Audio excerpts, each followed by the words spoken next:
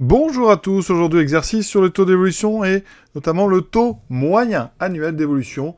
Ici on est sur le nombre de licenciés d'un club de handball qui a augmenté de 12% en 5 ans.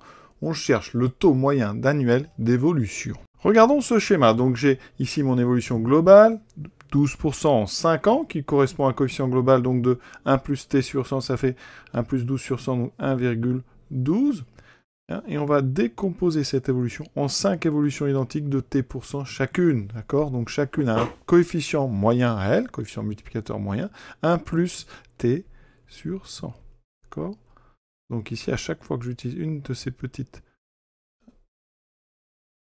évolutions, je fais une multiplication par 1 plus t sur 100. Et donc j'ai 5 fois cette même multiplication. Conclusion, le coefficient de 1,12, le coefficient global, il est aussi égal au produit de ces 5 petits coefficients moyens, c'est-à-dire de ces 1 plus t sur 100 à la puissance 5. Donc il veut bien qu'on obtient 1 plus t sur 100 puissance 5 égale à 1,12.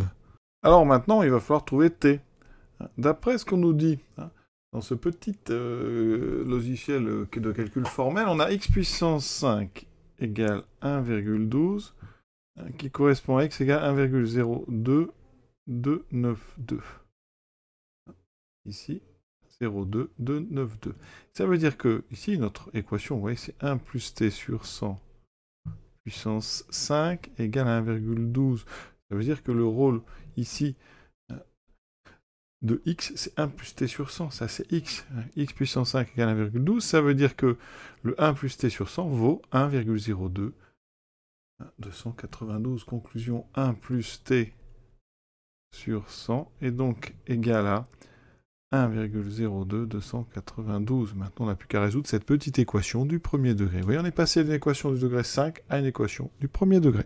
On enlève un des deux côtés, donc t sur 100 vaut 0,0 2292. Maintenant, on multiplie par 100, ça décale à 1,22, donc ça fait 2,292. Donc, au centième, on va dire donc t à peu près à 2,29. Donc, conclusion, 12% sur 5 ans, ça équivaut à peu près 2,29% par an pendant ces 5 années. Voilà, exercice terminé. À bientôt.